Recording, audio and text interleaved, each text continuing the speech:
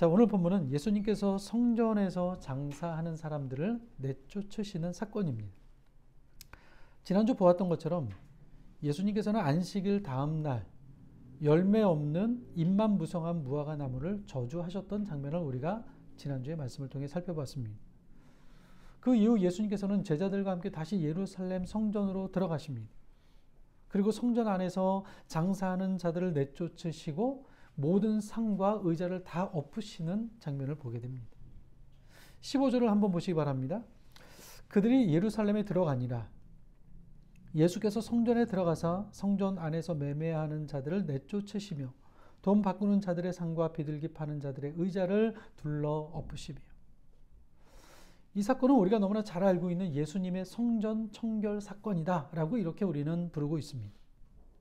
결국 이 사건으로 인해서 예수님께서 당시 대제사장과 서기관들의 미움을 받고 십자가에 달리시게 되는 결정적인 계기가 되는 것을 보게 됩니다.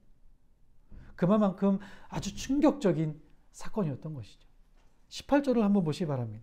대제사장들과 서기관들이 듣고 예수를 어떻게 죽일까 꾀하니 이는 무리가 다 그의 교훈을 놀랍게 여김으로 그를 두려워함일러라. 그러니까 이 사건이 지금 예수님께서 장사하는 자들을 다 내쫓으시고 상을 엎으시는 이 사건을 듣고 결국에는 예수님을 십자가에 달려 죽여야겠다라는 그런 결정을 하게 된 결정적인 사건이 바로 예수님이 성전을 청결케 하신 이 사건이라는 것입니다. 여러분, 다시 성전에는요, 성전에 들어가면 가장 먼저 나오는 것이 무엇이냐면요, 이방인의 뜰이 먼저 나옵니다.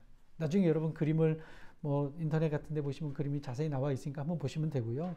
제일 먼저 당시 성전에 들어가면 이방인의 뜰이 나옵니다. 이것은요, 유대인이 아니라 이방인들이 하나님 앞에 나와서 예배할 수 있는 유일한 장소가 바로 이 이방인의 뜰이었습니다.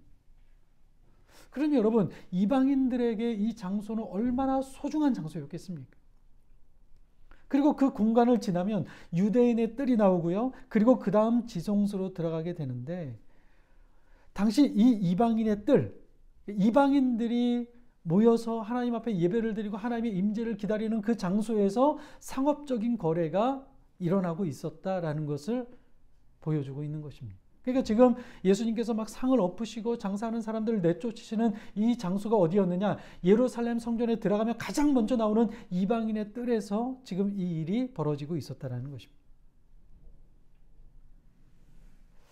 한마디로 여러분, 그 당시에 예루살렘 성전을 한번 생각해 보시면, 문을 열고 예루살렘 성에 들어가면 수많은 사람들이 장사를 하고 있었고, 제사를 드리기 위해서는 동물을 드려야 됐기 때문에 동물들의 울음소리와 함께 장사하는 사람들의 소리, 물건을 팔고 동전을 거스리는 소리, 얼마나 분주했겠습니까? 한마디로 말하면 돛대기 시장이었다라는 것이죠. 이 모습을 본 예수님께서는 노하셨습니다. 그리고 장사하는 무리들을 다 내쫓으시고 비둘기 파는 자들의 의자를 둘러 엎으셨습니다. 요한복음 2장을 보시면요, 예수님께서 어떻게 하셨냐면 노끈으로 채찍을 만들어서 양과 소를 다 성전에서 내쫓았습니다. 한번 상상의 날개를 한번 펴보시기 바랍니다. 예수님이 노끈을 만들어서 그 안에서 막 물건을 사고 파는 그 재물들을요 다 내쫓으셨습니다. 난리가 났겠죠.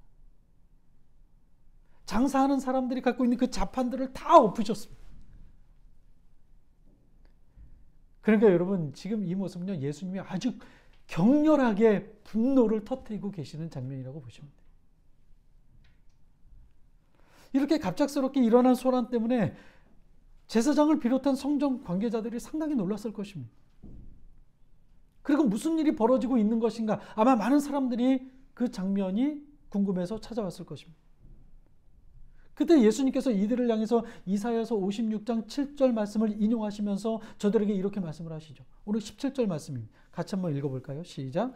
이에 가르쳐 이르시되 기록된 바 내 집은 만민이 기도하는 잡이라 칭함을 받으리라고 하지 아니하였느냐. 너희는 강도의 소굴을 만들었도다 하시매. 예수님께서는 만민이 기도하는 집을 너희들이 강도의 소굴로 만들었다라고 말씀하시면서 저들에게 분노를 표출하시죠. 근데 여러분, 당시에 돈을 바꾸고 비둘기를 파는 일은요, 사실 합법적인 일이었고요, 매우 좋은 제도였습니다. 성전에서 뭐 물건을 팔고 막 이런다 그래서 이게 다 나쁜 것이 아니라 당시 짐승을 팔고 또 와서 짐승을 가지고 또 제사를 드리는 그런 일들은요, 굉장히 합법적인 일이었고 또 좋은 일이었어요. 왜냐하면 하나님께 제사를 드리기 위해서는요, 흠 없는 제물을 가져와야만 했습니다.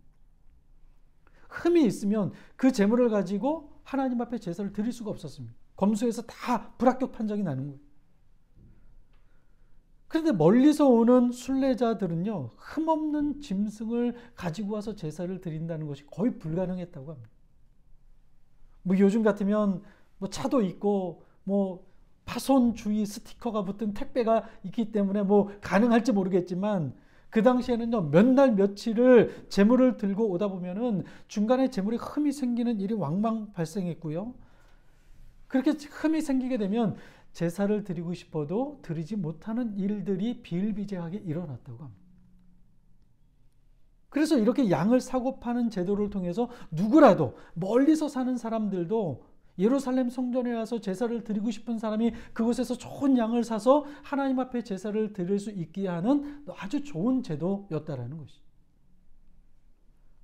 하지만 보통 때는 괜찮지만 유월절과 같은 절기 때는요, 문제가 생길 수밖에 없는 거예요. 지금 유월절이지 않습니까? 수많은 사람들이 한꺼번에 예루살렘 성전으로 모여들기 때문에 수요와 공급의 차질이 생길 수밖에 없었던 거예요. 역사가인 요세푸스에 의하면요, 6월절 절기 기간이 일주일인데요, 이 일주일 동안 예루살렘을 출입하는 인원이 약 한 270만 명이 되었다고 합니다. 어마어마하게 많은 것이죠. 서울이 한 1000만이 안 되죠? 서울 인구가. 그러니까 270만이면 서울 인구의 3분의 1 정도가 예루살렘에 와서 제사를 드리고 그곳에서 하나님께 예배를 드렸다는 어마어마한 인원이죠. 그런데 이렇게 많은 사람이 세계 각처에서 모였기 때문에 제물을 사려고 하는 사람들은요, 점점 늘어날 수밖에 없고요. 시간이 지날수록 제물이 부족하게 되기 때문에 그 틈을 이용해서 암표를 팔듯이 웃돈을 얹어서 제물을 파는 장사꾼들이 늘어나게 되었던 것입니다. 그러다 보니 동물들의 가격은 계속해서 올라가게 되었고, 백성들은 가격이 아무리 올라가도 그 짐승을 사서 하나님 앞에 제사를 드려야 했기 때문에 아무리 비싸도 정말로 눈물을 흘리며 그 제물을 살 수밖에 없었던 그런 악순환적인 구조를 만들어지게 되었던 것입니다. 문제는 뭐냐면요, 이 배후에 누가 있었느냐? 바로 성전을 관리하고 통솔하는 종교 지도자들이 그 배후에 있었다는 것입니다. 그곳에서 장사를 하고 싶다고 해서 아무나 할 수 있는 것이 아니었습니다. 허가를 받아야만 장사를 할 수가 있었습니다. 그렇다 보니 그 허가를 받은 사람들은요, 그곳에서 장사를 하기 위해서 당연히 자릿세를 내야만 했고요. 또 성전에서 드려야 하는 제물은 흠이 없는 양을 바쳐야 했기 때문에 제사장이요, 마음만 먹으면 얼마든지 마음에 들지 않는 장사꾼들이 파는 제물의 흠을 발견할 수가 있었을 것입니다. 털어서 먼지 안 나는 게 있습니까? 뽑으려고 하면 풀 아닌 게 있습니까? 그 장사꾼들이요, 이 제사장에게 잘못 밑보여서 한번 딱 찍히기만 하면 그 사람이 팔고 있는 제물은요, 하나님 앞에 드릴 수 없는 그런 제물이 되는 거예요. 그럼 장사를 망치게 되는 것이겠죠. 그러다 보니까 당연히 장사하는 사람은 제사장에게 잘 보이기 위해서 눈치를 봐야 됐고요. 눈치는 뭡니까? 한번 봐달라고, 조금 흠이 있어도 좀 봐주십시오라고 하면서 뒷돈을 챙겨주게 되었던 것이겠죠. 소위 말하는 검은 돈이 생겨나게 되었던 것입니다. 이것도 막 경쟁이 붙어서 누가 더 많은 돈을 바치냐에 따라서 그 장사를 하는데 수익이 결정나게 되는 것이었어요. 이렇게 상인들이 얹은 웃돈은 누구의 몫이 되겠습니까? 제사장들의 몫이 되는 거예요. 입마이 포켓하는 거예요. 결국 이들이 거두어들이는 수입이 늘어날수록 피해는 누가 보는 것입니까? 재물을 사야 하는 백성들이 다 감당할 수밖에 없는 것이죠. 왜냐하면 제사장에게 검은 돈을 많이 주면 줄수록 재물의 가격이 올라갈 수밖에 없었기 때문에 그렇습니다. 여러분, 장사꾼이 뭐 손해본다고 장사하는 사람이 있습니까? 다 거짓말이라고 하지 않습니다. 손해보고 장사하는 사람은 없어요. 손해를 보지 않기 위해서 내가 더 많은 지출을 했던 것보다 더 많은 수입을 거둬들여야 되기 때문에 당연히 재물의 가격이 올라갈 수밖에 없었던 것이죠. 이처럼 당시 성전은요, 장사꾼들이나 제사장들이나 제사보다 상업적인 거래가 더 중요한 일이 되어버린 거예요. 그러니 여러분, 유월절, 온 이스라엘 유대인들이 다 모이는 그 유월절은요, 그야말로 대목인 거예요. 대목. 한마디로 그때는요, 정말로 하나님께서 유월절, 이스라엘 백성들이 애굽에서 죽지 않고 유월, 오버에서 저들이 살아남은 그 날을 기념하기 위해서 하나님께 감사를 드리는 그 날이 장사꾼들의 장사를 하게 되는 상업적인 그런 장소로 완전히 바뀌어져 버렸던 것입니다. 한마디로 성전은 성전이 아니라 시장터가 된 것입니다. 여러분, 우리가 직접 보진 않았지만 눈에 선하지 않습니까? 명절에 여러분 전통시장 한번 가보십시오. 장사하는 사람들 싸게 팔 테니 자기에게 와라 소리 지르는 사람들, 이건 얼마 소리 지르고 더 깎아주세요 난리가 나죠. 그런데 여러분, 성전이 그와 같은 분위기였다라는 거예요. 유월절이 되면. 근데 여러분, 이 이방인의 뜰은 이방인들이 기도하기 위해서 하나님의 임재를 경험하며 하나님을 예배하기 위해서 만들어진 공간이었습니다. 이방인들은요, 이 장소가 아니면 하나님 앞에 나오고 싶어도 나올 수가 없어요. 예배를 드리고 싶어도 드릴 수가 없습니다. 그런데 보십시오. 지금 이곳에서 이방인들이 기도할 수 있는 장소입니까? 지금 이 상황은요, 이방인들이 하나님 앞에 예배할 수 있는 유일한 그 장소를요, 장사꾼들에 의해서 완전히 박탈당한 거예요. 이스라엘 백성들이야 성전 안에 들어가서 예배를 드리면 되지만 이방인들은 이 장소를 빼앗기면 예배를 할 수가 없는 거예요. 예수님은 내 집은 만민의 기도하는 집이라고 말씀하셨습니다. 이 만민 가운데는 유대인뿐만 아니라 이방인들도 포함이 되어 있는 것입니다. 그런데 보십시오. 지금 예루살렘은 만민이 기도하는 집이 아니에요. 이방인들을 위한 배려가 전혀 없습니다. 가난한 자들을 위한 배려도 없습니다. 유대인들에 대한 배려도 전혀 없지요. 그저 종교 지도자들은 자신들의 배를 채우기 위해서 혈안이 되어 버렸습니다. 그러니 예수님께서 만민이 기도하는 집을 강도의 소굴로 만들었다고 책망하신 것은요, 너무나도 정확한 표현이죠. 예수님께서 보실 때 이들은요, 강도와 다를 바가 없는 거였습니다. 그러면 성전을 강도의 소굴로 만들었다는 것은 무엇을 의미합니까? 여러분, 강도는요, 강도질을 하고 난 다음에 어디로 피신을 합니까? 소굴로 피하죠. 소굴은 강도의 은신처입니다. 그런데 성전이 강도들의 은신처가 되어버렸습니다. 여러분, 이스라엘 백성들에게 있어서 성전은 너무나 소중한 곳이에요. 인간이 죄를 범하고 난 후에 인간이 하나님을 만날 수 있는 유일한 장소가 바로 성전이었습니다. 그 시작은 아브라함의 단에서 시작이 되었고 모세가 광야를 지나는 동안 성막이었고 그 이후에는 솔로몬이 성전을 만들어 그곳에서 하나님의 임재가 있었고 그곳에서 하나님을 예배할 수 있는 장소가 되었습니다.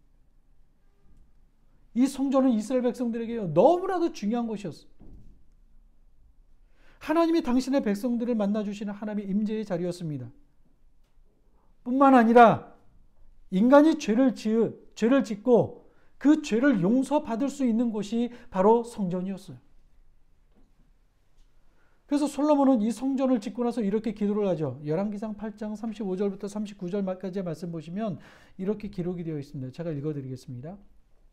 만일 그들이 주께 범죄함으로 말미암아 하늘이 닫히고 비가 없어서 주께 벌을 받을 때 이곳을 향하여 기도하며 주의 이름을 찬양하고 그들의 죄에서 떠나거든 주는 하늘에서 들으사 주의 종들과 주의 백성 이스라엘의 죄를 사하시고 그들이 마땅히 행할 선할 길을 가르쳐 주시며 주의 백성에게 기업으로 주신 주의 땅에 비를 내리시옵소서. 만일 이 땅에 기근이나 전염병이 있거나 곡식이 시들거나 깐부기가 나거나 메뚜기나 황충이 나거나 적국이 와서 성읍을 에워싸거나 무슨 재앙이나 무슨 질병이 있거든 막론하고 한 사람이나 혹 주의 온 백성 이스라엘이 다 각각 자기의 마음의 재앙을 깨닫고 이 성전을 향하여 손을 펴고 무슨 기도나 무슨 간구를 하거든 주는 계신 곳 하늘에서 들으시고 사하시며 각 사람의 마음을 아시오니 그들의 모든 행위대로 행하사 갚으시옵소서. 주만 홀로 사람의 마음을 다 아심이니이다. 솔로몬이 성전을 다 짓고 나서요 하나님 앞에 이렇게 기도하는 거예요. 그 핵심이 무엇입니까? 하나님, 하나님의 백성이 삶을 살아가다가 죄를 짓거든 이 성전에 와서 하나님 내가 잘못했습니다. 내가 죄를 지었으니 나를 용서해 주십시오. 기도하면 하나님 저들의 죄를 다 용서해 주십시오. 그런 기도였습니다. 그러면 성전이 어떤 것입니까? 죄를 지은 인간이 하나님 앞에 나와서 자신의 죄를 용서함 받는 곳이 바로 성전이었어요. 그런데 지금 이들은요, 죄를 씻는 장소에서 죄를 짓고 그 죄를 가리는 도구로 성전을 이용했다라는, 강도의 소굴이 되어버렸다라는, 강도들이 자신의 죄를 숨기는 은신처가 되었어요. 어디 가요? 성전이. 자신의 죄를 다 고하고 하나님 앞에 용서를 받아야 되는 곳인데 성전이라는 미명 아래 저들은요 자신의 죄를 가리는 마치 입만 무화과 나무처럼 성전을 그렇게 자신의 죄를 가리는 곳으로 이용하고 있었다라는 거예요. 마음껏 죄를 짓고도 지금 이렇게 보십시오. 제사장들, 서기관들 얼마나 장사하는 사람들과 모종의 협약을 맺고 얼마나 많은 이익을 보고 죄를 지었습니까? 근데 자기는 성전에 있기 때문에 괜찮대요. 자기는 죄를 지은 게 아니래요. 왜요? 하나님이 다 용서해 주셨대요. 이렇게 성전을 자기 죄를 가리는 도구로 사용하게 되었다는 거예요. 여러분, 우리는 이 예루살렘 성전을 보면서 지금 무엇을 느끼게 됩니까? 여러분, 이것은요 이미 성전의 기능을 이미 다 했습니다. 종교가 낡아버리고 기능을 잃어버린 것입니다. 성전이 본래 성전으로서의 기능을 다 잃어버렸어요. 하나님께 예배해야 되는 장소이지만 진정한 예배는 사라져버렸고요. 그 안에서 자신의 이익을 챙기기 위한 인간의 탐욕과 욕심이 가득한 장소로 예루살렘 성전이 이용되고 있다는 거예요. 이곳에서 참된 예배를 드릴 수 있겠습니까? 하나님의 임재가 있겠습니까? 천만의 말씀이죠.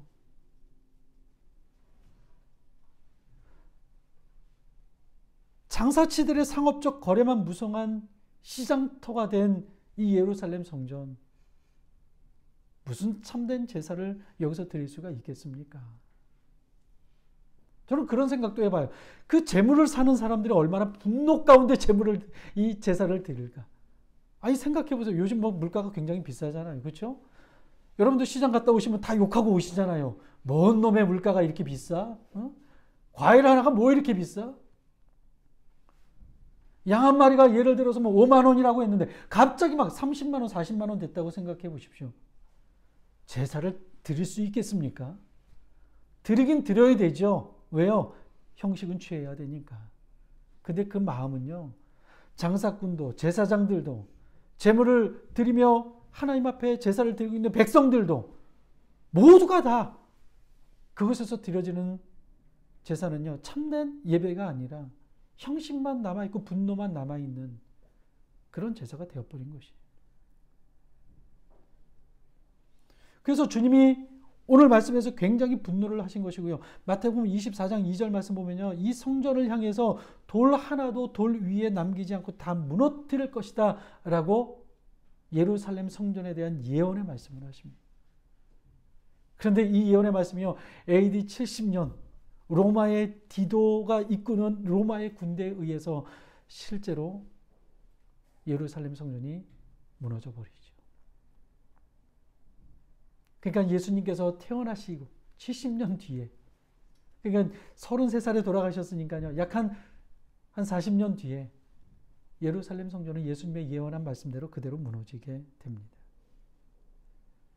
하지만 여러분, 아이러니하게도요, 예루살렘 성전은요 무너져야만 했습니다. 참 아이러니하죠. 왜냐하면 눈에 보이는 성전은 예루살렘 성전, 그러니까 아브라함부터 시작된 단, 광야에서 지냈던 성막, 솔로몬이 지었던 솔로몬 성전, 이 모든 것들은요, 결국에는 예수님이 오시기 전까지만 유용한 성전이었기 때문에 그래요. 또한 여러분, 예수님은요, 예수님 자체가 사실은 성전이에요. 마태복음 12장 6절 말씀 보면 이렇게 말씀을 하죠. 내가 너희에게 이르노니 성전보다 더 큰 이가 여기에 있느니라. 무슨 말입니까? 예수님 자체가 성전이신데 예수님이요, 지금 너희들이 예배를 정말로 소중하게 생각하고 하나님의 임재가 있는 그 예루살렘 성전, 그 성전보다 더 큰 이가 누구냐? 더 큰 성전이 누구냐? 바로 예수님이라는 거예요. 여러분, 그렇습니다. 눈에 보이는 성전은 참된 성전이신 예수 그리스도가 오시기까지만 참된 성전의 그림자로서 필요했던 것입니다. 여러분, 예수님께서 십자가에서 죽으시는 순간 어떤 일이 일어납니까? 지성소에 있는 휘장이 위에서부터 아래로 찢어지게 되죠. 지성소는 아무나 들어갈 수 있는 곳이 아닙니다. 오직 한 사람, 대제사장만이, 그것도 대속죄일에 1년에 한 번, 그것도 자신의 모든 죄를 다 정결케 하는 의식을 거행한 뒤에만이 들어갈 수가 있었어요. 아무리 대제사장이라 할지라도 이 죄사함을 받지 않고 지성소로 들어가게 되면 죽게 되었습니다. 왜요? 죄를 가지고 하나님의 임재를 경험할 수 없기 때문에. 그런데 그 휘장이 예수 그리스도께서 십자가에서 죽으시는 순간 위에서부터 아래로 찢어졌습니다. 여러분, 그 휘장이 무엇인지 아십니까? 하나님의 임재가 있는, 하나님의 임재를 덮고 있는 그 휘장이 무엇인지 아십니까? 그것이 바로 예수 그리스도죠. 히브리서 10장 20절은 이렇게 말씀을 합니다. 그 길은 우리를 위하여 휘장 가운데로 열어놓으신 새로운 산 길이요, 휘장은 곧 그의 육체니라. 휘장이 곧 예수 그리스도의 육체라는 것입니다. 그러니까 예수 그리스도께서 육체가 찢어지는 순간, 십자가에 달려 죽으시며 그 육체가 찢어지는 순간 그 지성소를 가로막고 있는 휘장이 찢어지면서 아무나 들어갈 수 없는 성전이었지만 이제 예수 그리스도로 인하여 누구든지 하나님의 성전에 들어갈 수 있는 자격을 얻게 된 것입니다. 왜냐하면 예수님이 성전이시기 때문에 예수 그리스도의 십자가의 피를 힘입으면 이제 누구든지 하나님의 임재 안으로 들어갈 수 있는 특권을 얻게 된 것입니다. 여러분, 이게 얼마나 놀라운 일입니까? 이제 눈에 보이는 불완전한 건물로서의 성전은 사라졌습니다. 그리고 예수 그리스도를 통해서 참된 성전이 완성되었습니다. 보이는 불완전한 성전은 대제사장만 들어갈 수 있었지만 예수 그리스도를 통해서 이루어진 참된 성전은 누구든지 예수 그리스도를 영접하는 사람은 하나님의 임재를 경험할 수 있는 특권을 누리게 되었다는 것이죠. 때문에 여러분, 우리가 더 이상 눈에 보이는 성전에 집착할 필요가 없는 이유가 바로 여기에 있는 거예요. 여러분, 유럽을 가보세요. 막 성전 굉장히 휘황찬란하게 지어놓고 이곳에서 기도하면 하나님이 더 잘 들어줄 것 같죠? 그렇지 않아요. 이제 눈에 보이는 성전은 의미가 없는 것이에요. 여러분, 우리가요, 자칫 잘못하면요, 눈에 보이는 이 성전이 우상이 되어버릴 가능성이 많아요. 성전은요, 기능으로서 그 일을 수행하면 되는 겁니다. 성도들이 와서 함께 예배하며 찬양하며 안전하게 예배 드릴 수 있는 곳이 되면 되는 거예요. 그렇기 때문에 성전은 여러분, 여기서 예배를 드려도 되고요, 저기서 예배를 드려도 되는 거예요. 상관이 없어요. 우리처럼 평일에는 센터로 일하다가 주일에만 와서 예배를 드리고 있어요. 여러분, 이게 무슨 성전이야? 이렇게 얘기할 수 있지만 여러분, 이것은요, 성전이 아니라 예배당이에요. 성전은 어디 있습니까? 예수 그리스도. 그 예수 그리스도를 영접한 우리 마음 안이 바로 진정한 참된 성전이 된다는 것이에요. 사랑하는 여러분, 오늘 예수님께서 성전을 청결하게 하신 이 사건을 통해서 우리에게 주는 몇 가지 교훈이 있습니다. 첫 번째는요, 항상 시간이 지나면서 변질될 위험이 있다는 거예요. 성전이. 이게 위험한 겁니다. 지금 이스라엘 백성들을 보시기 바랍니다. 하나님께서 성전을 허락하셨을 때 처음 솔로몬을 통해서 성전을 만들어서 그곳에 예배를 드릴 때 얼마나 온 백성들이 간절한 마음을 가지고 감사의 마음을 가지고 하나님 앞에 와서 예배를 드렸습니까? 근데 지금 어떻습니까? 시간이 지나가면서 그 본래의 목적은 잃어버리고 장사터로 바꿔버렸죠. 그런데 여러분 정말로 무서운 것은요, 누구든지 이런 변질이 누구든지 다 가능하다는 거예요. 이게 정말로 위험한 거예요. 우리는 모두 죄성을 가지고 있기 때문에, 인간의 탐욕은 끝이 없기 때문에 신앙의 본래의 목적을 잃어버리고 자신의 욕심을 채우기 위한 수단으로 신앙생활에 바뀔 수 있다는 거예요. 처음 예수님을 모시고 내 안에 성령님이 함께 하시고 예수 그리스도가 내 안에 계심으로 말미암아 진짜 하나님의 자녀답게 내가 삶을 살려고 노력하지만, 시간이 지날수록 내가 믿는 신앙의 연수가 더해갈수록, 연수하니까는 우리 연수 형제가 생각나. 연수가 더해갈수록 우리 안에서 순수했던 그 마음은 변해버리고 예수님을 통해서 내가 어떻게 더 많은 이득을 얻을 수 있을까를 생각하며 그렇게 변질된 모습으로 우리 마음 아니요, 장사터가 될 수도 있다는 거예요.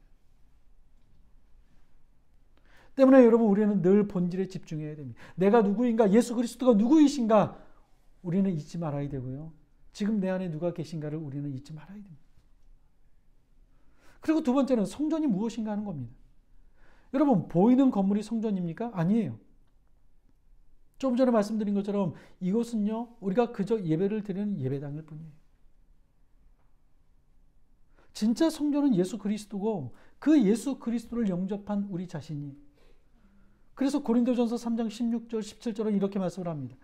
너희는 너희가 하나님의 성전인 것과 하나님의 성령이 너희 안에 거하시는 것을 알지 못하느냐. 누구든지 하나님의 성전을 더럽히면 하나님이 그 사람을 멸하시리라. 하나님의 성전은 거룩하니 너희도 그러하니라. 무슨 말씀입니까? 너희가 하나님의 성전인 것과 하나님의 성령이 너희 안에 거하시는 것을 알지 못하느냐. 참된 성전이신 예수 그리스도를 영접함으로 성령이 우리 안에 거하시기 때문에 우리가 곧 성전이라는 겁니다. 우리가. 그러니 하나님의 성전은 거룩하니 너희도 거룩해야 한다는 것입니다. 여러분, 그렇습니다. 우리 자신이 곧 성전입니다. 여러분, 우리 자신을요, 너무나 가볍게 생각하면 비하해서는 안 돼요. 나는 왜 이래? 나는 좀 부족한 것 같아요. 천만의 말씀이에요. 하나님이 함께하는 하나님의 성전이라는 것을 잊지 마시기 바랍니다. 그래서 여러분, 우리 몸을요, 함부로 우리가 해서는 안 돼요. 여러분 때문에 우리는 이 거룩함을 지켜 성전의 기능을 우리가 제대로 할 수 있어야 돼요. 성전의 기능을 바로 한다는 것은 무엇을 의미하는 것이겠습니까? 우리가 성전이에요. 그래서 성전의 기능을 바로 한다는 건 무엇입니까? 예배에 빠지지 않고 잘 드리는 것입니까? 맞죠? 근데 여러분, 여기까지만 한다면 우리는 바리새인들과 다를 바가 없어요. 바리새인들도 예배 얼마나 잘 드렸는지 몰라요. 금식도 했고요, 11조도 내고요. 얼마나 열심히 했는지 몰라요. 근데 거기까지만이라고 생각한다면, 그게 바로 성전의 기능이라고 생각을 한다면, 여러분, 우리는요, 바리새인들과 다를 바가 없는 거예요. 성전의 기능을 바로 한다는 것은요, 삶으로 하나님을 예배한다는 것을 의미하는 것입니다. 그래서 하나님께서 나에게 주신 직분이 있다면 그 직분에 맞는 봉사의 삶을 살아가는 것입니다. 하나님께서 나에게 직장을 주셨다면 그것에서 진짜 그리스도인답게 최선을 다하면서 살아가는 것입니다. 정직하고 성실하게 누가 뭐라 해도 내게 손해가 온다 할지라도 말씀을 쫓아 살아가는 것. 이 소명을 최선을 다해서 감당하는 것, 이게 바로 여러분 성전의 기능을 제대로 감당하게 되는 것이죠. 예배만 드렸다고 해서 성전이 완성되는 것이 아니라 예배를 드리고 난 이후에 우리의 삶은 하나님이 기뻐하시는 삶으로 우리의 삶이 바뀌어야 한다는 것입니다. 그게 바로 성전의 기능을 다하는 것이겠죠. 사랑하는 여러분, 오늘 예루살렘 성전에서 제사를 드리는 수많은 사람들이 보입니다. 겉으로 볼 때는 신자들이죠. 하지만 예수님이 볼 때는요, 강도들이었어요. 마찬가지예요. 우리가 성전으로서의 거룩함을 유지하지 못하고 예수님을 통하여 우리 자신의 이익을 챙기려는 데 목적을 두고 있다면 우리 자신이 바로 강도가 되는 거예요. 그리고 내 마음은 무엇입니까? 성전이 아니라 강도의 소굴이 되는 거예요. 사랑하는 여러분, 오늘 예수님께서 성전을 청결케 하신 것처럼 우리의 성전도 우리 마음 안에, 주님이 계시는 우리 마음 안에 있는 이 성전도 우리가 청결케 해야 됩니다. 여러분, 성전을 청결케 하는 것이 무엇입니까? 다름 아닌 회개의 삶을 살아가는 것이에요. 저는 어쩌면 구약의 제사가 오늘날 우리보다 더 정결한 제사였지 않았을까라는 생각이 돼요. 왜요? 시청과 교육이 있었잖아요. 한번 생각해 보십시오. 짐승을 가지고 옵니다. 그 짐승을 찢기고 핏물이 다 흐르고 내장을 분리시키고 그것을 태워서 하나님 앞에 드리는 작업을 저들이요 수없이 해야 됐어요. 여러분, 닭고기 한 마리 잡는 것도 힘들잖아요. 그렇죠? 닭 잡으라 그러면 못 잡잖아요. 다 분리되어 있는 거 사시잖아요. 그냥 좀 잔인하긴 한데. 근데 한번 생각해보세요. 양과 소와 염소, 이만한 짐승을 배를 가르고 내장을 다 끄집어내고 피를 다 빼고 불로 태워서 하나님 앞에 드리는. 왜 드립니까? 왜 제사를 드립니까? 내가 죄가 있기 때문에 드리는 거예요. 하나님 내 죄를 용서해 주십시오. 이 마음으로 제사를 드리는 겁니다. 그럼 여러분, 구약의 이 백성들은요, 제가 볼 때 제사를 드릴 때 굉장히 자신의 죄에 대해서 뉘우침이 많았을 거예요. 내 죄가 정말 심각하구나. 하나님이 용서해 주십시오. 진실된 마음으로 회개를 했을 거라고 생각합니다. 근데 우리는 어떻습니까? 예수 그리스도의 십자가에 달리신 그 흉측한 모습이 어느 순간 너무나도 익숙해져 버렸어요. 그렇지 않습니까? 처음 예수님을 믿고 예수님이 내 죄를 위해서 십자가에 물과 피를 다 쏟으시며 죽으시는 그 장면을 우리가 생각했을 때요, 너무나도 마음이 아팠어요. 내 죄가 너무나 크구나. 시간이 지나가면서 우리는 둔감해지기 시작을 합니다. 그래서 우리의 삶을 보면요, 회개 없는 삶을 살아갈 때가 얼마나 많은지 몰라요. 회개합시다 하면은 내가 무슨 죄가 있다고. 그러면서 자신은 신앙생활 잘하고 있다고 착각을 하는 거예요. 예배를 예배답게 드리고 있지 않음에도 그리스도인답게 삶을 살아내고 있지 못함에도 불구하고 자신의 신앙에 문제가 없다고 생각합니다. 이게 참 무서운 거예요. 예수님 당시의 종교 지도자들, 형식적으로 제사를 드리는 이스라엘 백성들, 바로 그런 마음이었을 거예요. 여러분, 우리 마음의 지성소에 예수 그리스도께서 임하시도록 우리의 죄를 깨끗이 씻는 회개의 시간이 날마다 필요합니다. 우리 마음이 강도의 소굴이 되어서는 안 돼요. 나는 예수님 믿기 때문에 괜찮아! 이 생각을 가지고 있다면요, 강도가 그 소굴로 피하는 것처럼 그리스도인들이 죄를 짓고 피하는 것이 자기 종교가 되어버립니다. 세상에서 마음대로 죄를 짓고 주일날 형식적으로 예배를 드리고 봉사하고 헌금 드리는 것으로 마음의 위안을 얻었다고 한다면 잘못돼도 한참 잘못된 거예요. 말씀을 마치겠습니다. 사랑하는 여러분, 여러분들의 마음 안에 지금 무엇이 있습니까? 세상의 것들로 가득 차 있지 않습니까? 마치 이방인의 뜰에서 장사하는 장사치들의 요란한 소리로 가득하지 않습니까? 우리 마음이 성령이 거하시는 성전입니다. 이 성전의 거룩함을 유지하기 위해서 우리는 날마다 회개해야 되고요. 그러기 위해서는 예수 그리스도의 십자가의 피로 날마다 우리는 정결케 씻음 받는 성전 청결 작업이 우리 마음 안에서 진행되어야 하는 것입니다. 그러고 여러분, 참된 예배자가 되어야 합니다. 우리가 주일 예배 자리에 앉아 있다고 해서 예배를 드리는 것이 아니에요. 예수님께서 사마리아 여인에게 말씀하신 것 같이 영과 진리로 예배해야 됩니다.